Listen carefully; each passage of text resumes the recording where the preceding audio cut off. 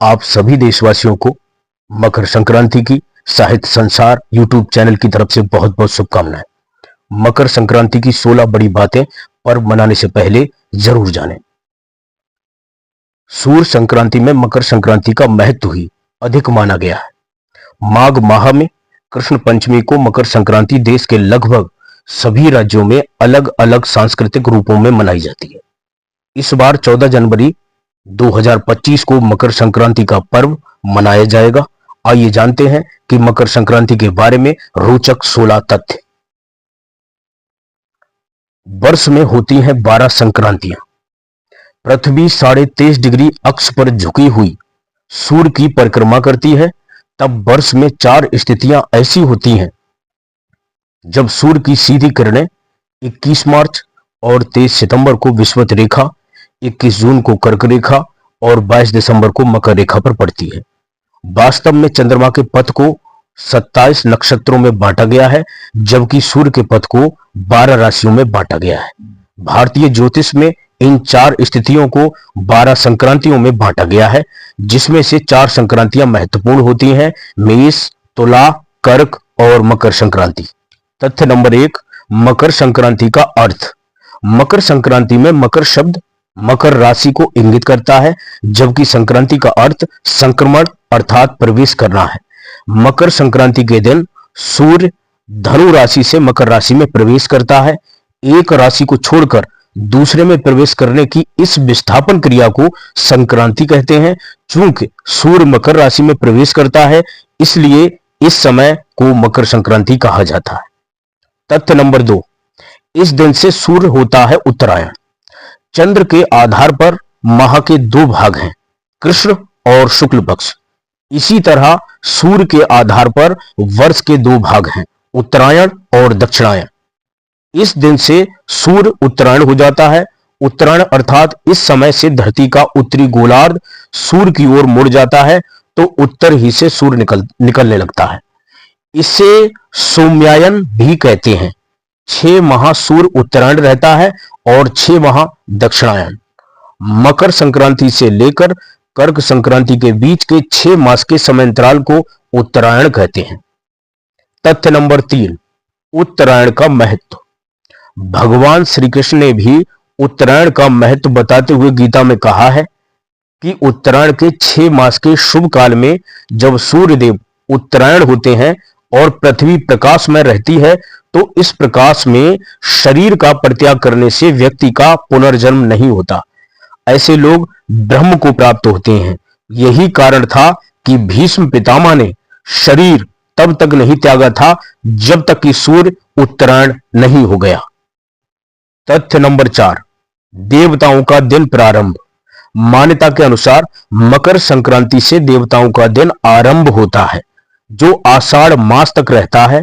कर्क संक्रांति से देवताओं की रात प्रारंभ होती है, अर्थात देवताओं के एक दिन और रात को मिलाकर मनुष्य का 1 वर्ष होता है। मनुष्यों का 1 माह पितरों का 1 दिन होता है। उनका दिन शुक्ल पक्ष और रात कृष्ण पक्ष होती है। तथ्य नंबर 5, सौर वर्ष का दिन प्रारंभ। इसी दिन से उत्तरायण सौर वर्ष के दिन की शुरुआत मानी जाती है। हालांकि सौर नववर्ष सूर्य के मेष राशि में जाने से प्रारंभ होता है। सूर्य जब एक राशि से निकलकर दूसरी राशि में प्रवेश करता है, तब दूसरा माह प्रारंभ होता है। 12 राशियां सौर मास के 12 माह हैं। 12 राशियां सौर मास के 12 माह हैं। दरअसल हिंदू धर्म में कैलेंडर सूर्य, चंद्र और नक्षत्र पर आधारित है। सूर्य पर आधारित को सौर वर्ष, चंद्र पर आधारित को चंद्र वर्ष और नक्षत्र पर आधारित को नक्षत्र वर्ष कहते हैं। जिस तरह चंद्र वर्ष के माह के 2 भाग होते हैं, शुक्ल पक्ष और कृष्ण पक्ष, उसी तरह सौर वर्ष के 2 भाग होते हैं, उत्तरायण और दक्षिणायन। सौर वर्ष का पहला माह मेष होता है, जबकि चंद्र वर्ष का पहला माह चैत्र होता है। नक्षत्र वर्ष का पहला माह चित्रा होता है। तथ्य नंबर 6, बार युक्त संक्रांति। वर्ष में 12 संक्रांतियां होती हैं। 12 संक्रांतियां 7 प्रकार की 7 नामों वाली हैं, जो किसी सप्ताह के दिन या किसी विशिष्ट नक्षत्र के सम्मिलन के आधार पर उल्लिखित हैं वे ये हैं: मंदा, मंदाकिनी, ध्वांसी, घोरा, महोदरी, राक्षसी एवं मिश्रिता। घोरा रविवार, मेष या कर्क या मकर संक्रांति को, ध्वांसी सोमवार को, महोदरी मंगल को, मंदाकिनी बुध को, मंदा बृहस्पति को, मिश्रिता शुक्र को एवं राक्षसी शनि को होती है।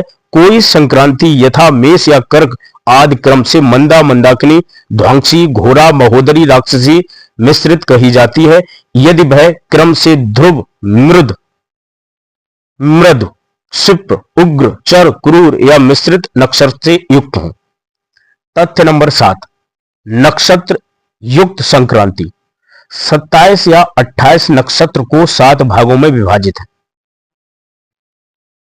ध्रुव या स्थिर: उत्तर फागुनी, उत्तर आषाढ़ा, उत्तरा भाद्रपदा, रोहिणी, मृद, अनुराधा, चित्रा, रेवती, मृगशीर्ष, क्षिप्र या लघु, हस्त, अश्वनी, पुष्प, अभिजित, उग्र, पूर्व फागुनी, पूर्व आषाढ़ा, पूर्व भाद्रपदा, भरणी, मघा, चर, पुनर्वसु, श्रवण, धनिष्ठा, स्वाति, शतविशक, क्रूर, मूल, ज्येष्ठा, आद्रा, आश्लेषा, मिश्रिता, कृतिका, विशाखा। उक्त वार या नक्षत्रों से पता चलता है कि इस बार की संक्रांति कैसी रहेगी। तथ्य नंबर 8, गंगा जी का सागर में मिलन। मकर संक्रांति के दिन ही गंगा जी भगीरथ के पीछे पीछे चलकर कपिल मुनि के आश्रम से होती हुई सागर में जाकर मिली थी। महाराज भगीरथ ने अपने पूर्वजों के लिए इस दिन तर्पण किया था, इसलिए मकर संक्रांति पर गंगा सागर में मेला लगता है। तथ्य नंबर 9, शनि के घर सूर्यदेव। इसी दिन सूर्य अपने पुत्र शनि के घर 1 महीने के लिए जाते हैं क्योंकि मकर राशि का स्वामी शनि है। तथ्य नंबर 10, देवासुर संग्राम की समाप्ति। इस दिन भगवान विष्णु ने असुरों का अंत करके युद्ध समाप्ति की घोषणा की थी। उन्होंने सभी असुरों के सिरों को मंदार पर्वत में दबा दिया था, इसीलिए यह दिन बुराइयों और नकारात्मकता को खत्म करने का दिन भी माना जाता है। तथ्य नंबर 11, फसलें लहलहाने लगती हैं। इस दिन से बसंत ऋतु की भी शुरुआत होती है और यह पर्व संपूर्ण अखंड भारत में फसलों के आगमन की खुशी के रूप में मनाया जाता है। खरीफ की फसलें कट चुकी होती हैं और खेतों में रबी की फसलें लहलहा रही होती हैं। खेतों में सरसों के फूल मनमोहक लगते हैं। तथ्य नंबर 12, दिन के बढ़ने की शुरुआत। कहते हैं इसी दिन से दिन के बड़े और वातावरण में धीरे धीरे तापमान के बढ़ने की शुरुआत होती है। कहते हैं कि 1 तिल तापमान रोज बढ़ता है। तथ्य नंबर 13, संपूर्ण भारत का पर्व मकर संक्रांति के इस पर्व को भारत के अलग अलग राज्यों में वहां के स्थानीय तरीकों से मनाया जाता है। दक्षिण भारत में इस त्योहार को पोंगल के रूप में मनाया जाता है। उत्तर भारत में इसे लोहड़ी, खिचड़ी पर्व, पतंगोत्सव आदि कहा जाता है। मध्य भारत में इसे संक्रांति कहा जाता है। पूर्वोत्तर भारत में बिहू नाम से इस पर्व को मनाया जाता है। तथ्य नंबर 14, तिल गुड़ के लड्डू और पकवान। सर्दी के मौसम में वातावरण का तापमान बहुत कम होने के कारण शरीर में रोग और बीमारियां जल्दी लगती हैं, इसीलिए इस दिन गुड़ और तिल से बने मिष्ठान या पकवान बनाए, खाए और बांटे जाते हैं। इनमें गर्मी पैदा करने वाले तत्वों के साथ ही शरीर के लिए लाभदायक पोषक पदार्थ भी होते हैं। उत्तर भारत में इस दिन खिचड़ी का भोग लगाया जाता है। गुड़, तिल, रेवड़ी, गजक का प्रसाद बांटा जाता है। तथ्य नंबर 15, स्नान, दान, पुण्य और पूजा। माना जाता है कि इस दिन सूर्य अपने पुत्र शनिदेव से नाराजगी त्याग कर उनके घर गए थे, इसीलिए इस दिन पवित्र नदी में स्नान, दान, पूजा आदि करने से पुण्य 1000 गुना हो जाता है। इस दिन गंगा सागर में मेला भी लगता है। इसी दिन मलमास भी समाप्त होने तथा शुभ माह प्रारंभ होने के कारण लोग दान पुण्य से अच्छी शुरुआत करते हैं। इस दिन को सुख और समृद्धि का माना जाता है। तथ्य नंबर 16, पतंग महोत्सव का पर्व। यह पर्व पतंग महोत्सव के नाम से भी जाना जाता है। पतंग उड़ाने के पीछे मुख्य कारण है कुछ घंटे सूर्य के प्रकाश में बिताना। यह समय सर्दी का होता है और इस मौसम में सुबह का सूर्य प्रकाश शरीर के लिए इस मौसम में सुबह का सूर्य प्रकाश शरीर के लिए स्वास्थ्यवर्धक और त्वचा व हड्डियों के लिए अत्यंत लाभदायक होता है। अतः उत्सव के साथ ही सेहत का भी लाभ मिलता है।